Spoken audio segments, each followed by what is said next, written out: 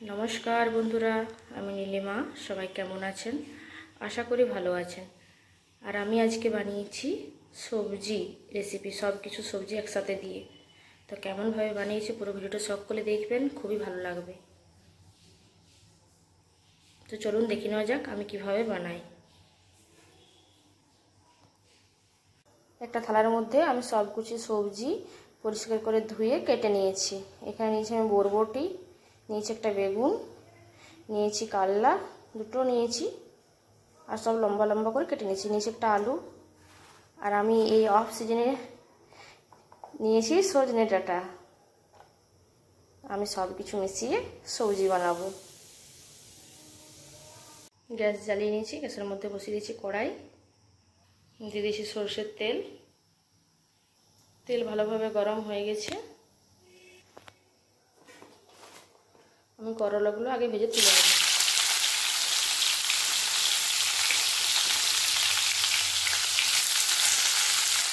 করলার মধ্যে দিয়ে দেবো লবণ,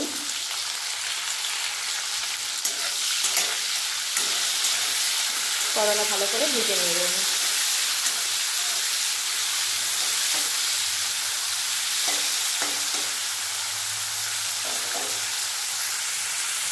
এখানে একটা বাটির মধ্যে নেব পোস্ত আর দিয়ে দেবো সরষে। ভালো করে একটু পেস্ট করে নেব সরষে পোস্ত। করলা আমার ভালো করে ভাজা হয়ে গেছে লাল লাল করে, এরপর আমি তুলে নেব। আমি আবার ওর সাথে সরষের তেল দিয়ে দিলাম, দিয়ে দেবো গোটা জিরে,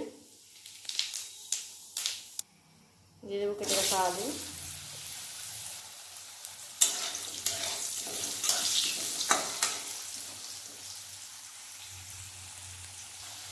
এরপর দিয়ে দেবো বরবটি,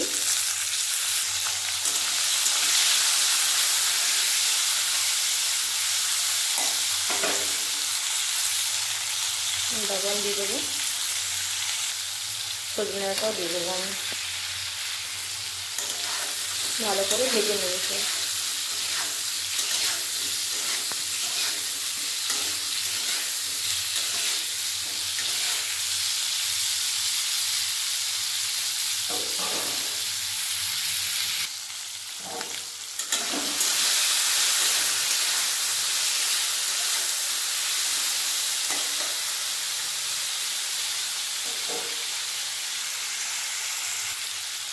এরপর আমি এর মধ্যে দিয়ে দেবো কেটে রাখা কাঁচা লঙ্কা,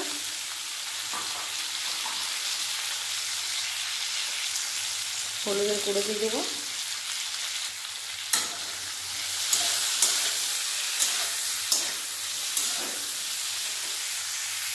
এরপর দিয়ে দেবো আমি কেটে রাখা বেগুন।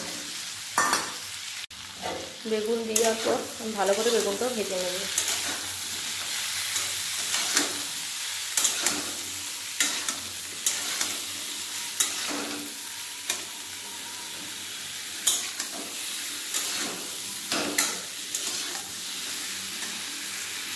আমি একটা থালা ঢাকা দিয়ে দেবো 2-3 মিনিট মতো।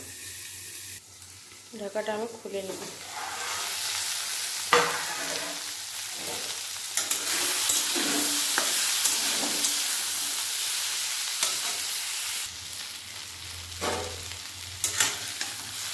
আমার সব কিছু সিদ্ধ হয়ে গেছে,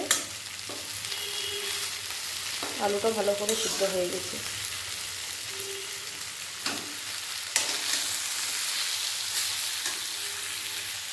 সব কিছু ভালো করে ভাজাও হয়ে গেছে।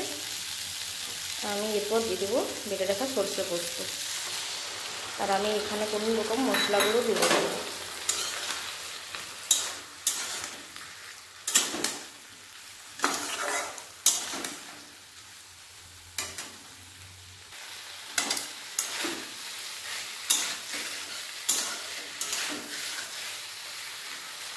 সরষে দেওয়া আছে, এই জন্য আমি একটু জল দিয়ে দেবো।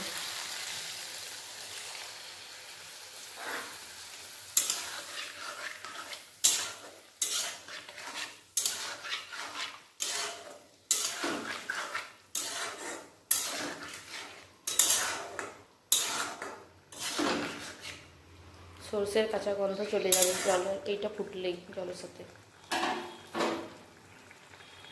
সরষের কাঁচা গন্ধ চলে গেছে। এরপর এর মধ্যে দিয়ে দেবো ভেজে রাখা করলা।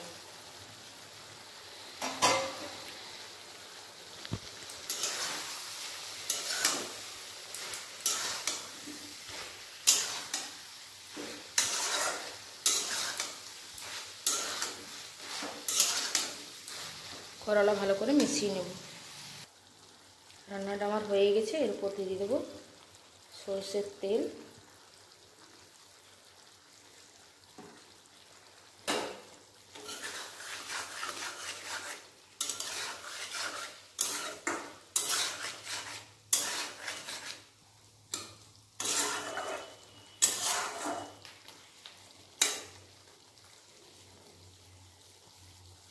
এরপর আমি গ্যাসটা অফ করে দেব।